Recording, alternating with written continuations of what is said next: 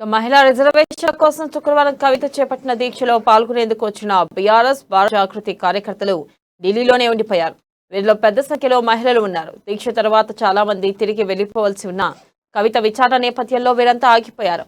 ఒకవేళ కవితను అరెస్ట్ చేస్తే పెద్ద ఎత్తున ఆందోళనలు నిర్వహించాలని యోచిస్తున్నట్లుగా తెలిసిందే.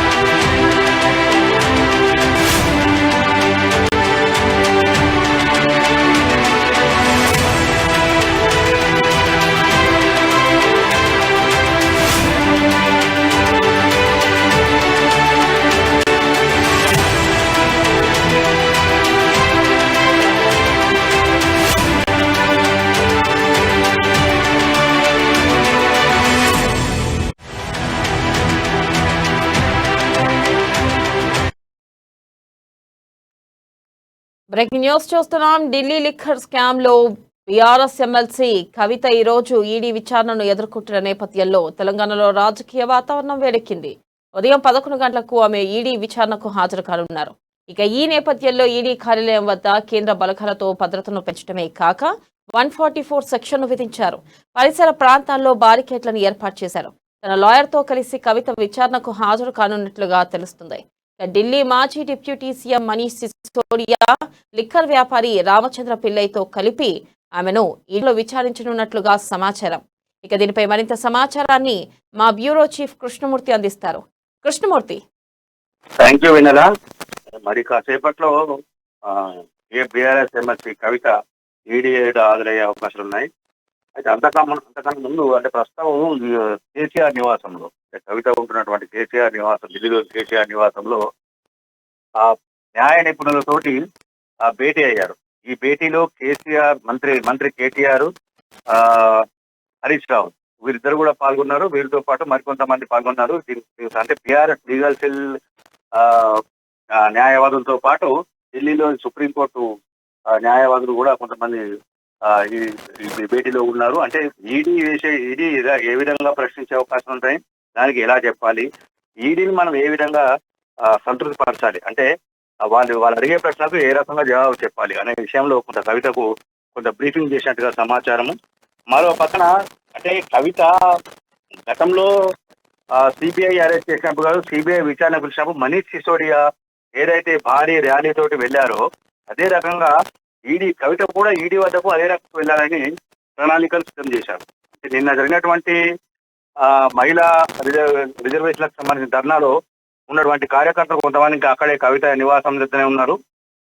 వారందరితో కలిసి వెళ్ళాలని కవిత ప్లాన్ చేసినట్టుగా మనకున్న సమాచారం. దీన్ని తెలుసుకున్నటువంటి ఢిల్లీ పోలీసు కూడా ఎటువంటి ర్యాలీలు నిర్వహించొద్దు, ఎక్కడ ప్రదర్శన నిర్వహించేందుకు వీల్లేదు, మొత్తం 144 సెక్షన్లు విధించాం ఏ ప్రాంతంలో అని చెప్పేసి వాళ్ళు మైకులో అనౌన్స్ చేస్తూ బారికేడ్లు ఏర్పాటు చేశారు.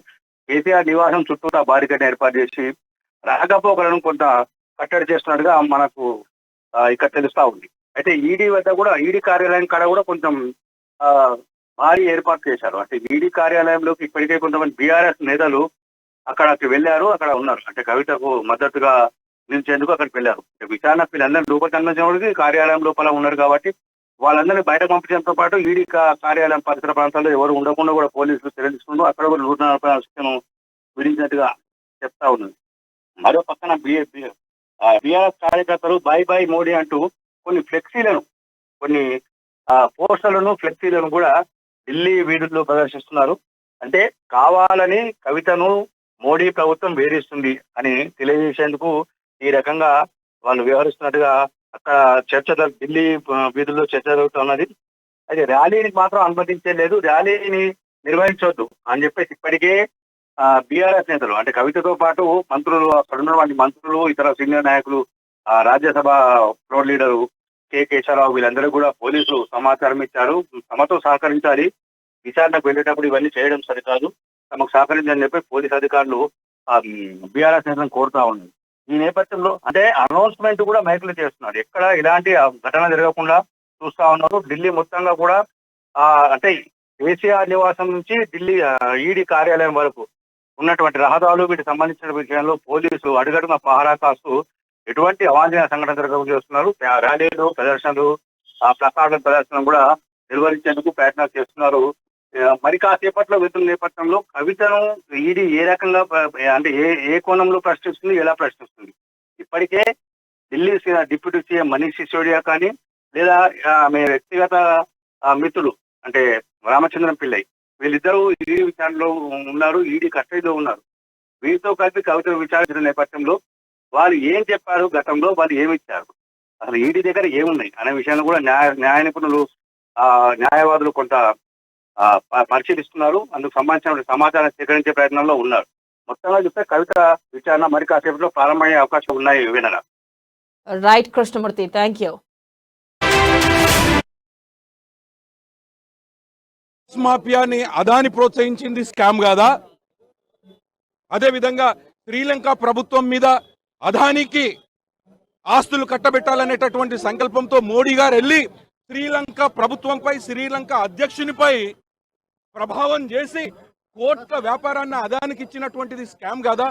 భారతదేశంలో ఉన్నటువంటి ఎయిర్పోర్ట్లని నియమ నిబంధనల ప్రకారం 2 ఎయిర్పోర్ట్లు మాత్రమే ఇవ్వాలి, కానీ నియమ నిబంధనలకు విరుద్ధంగా 6 ఎయిర్పోర్ట్లని అదానికి కేటాయించినటువంటి స్కామ్. ఇది లిక్కర్ అనేటటువంటిది ఇట్స్ ఎ బిజినెస్.